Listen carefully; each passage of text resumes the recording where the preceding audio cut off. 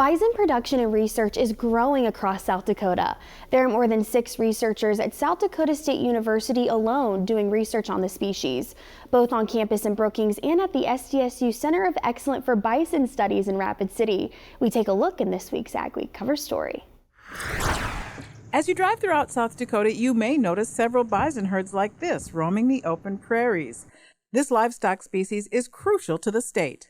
Bison punch above their belt when it comes to economic input and return. They have a high return on investment for not just producers, but also for agritourism. These things are completely coupled in this state. Not only are they great to look at and provide a positive return on investment, they're also great livestock for the ecosystem. Bison and cattle, as we've been learning through research now, is that they do not graze the same.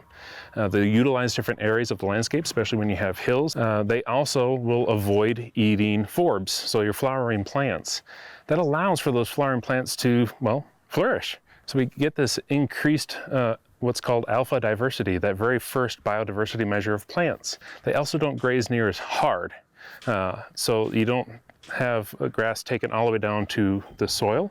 While bison species can be a difficult species to work with, they typically require minimal maintenance. I always say at the park, we're minimal hands-on management there. We do a roundup, and if you boil it down, it's basically for population control because the land base that we have can only support so many. So it doesn't matter if you're a private operation or a state park like we are there. You have to apply some type of management to control them numbers. The USDA collects bison population numbers every 5 years. The 2022 numbers for South Dakota have not been released yet, but in 2017, there were around 50,000 bison across the state. Slight growth over the last 15, 20 years. We've been relatively static at about 40,000 head in South Dakota and 400,000 across Canada and US.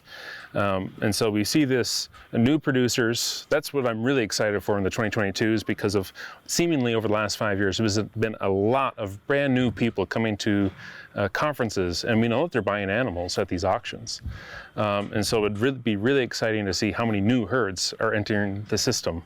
Thanks for watching AgweekTV on YouTube. Make sure to like and subscribe. We put out new videos every Saturday.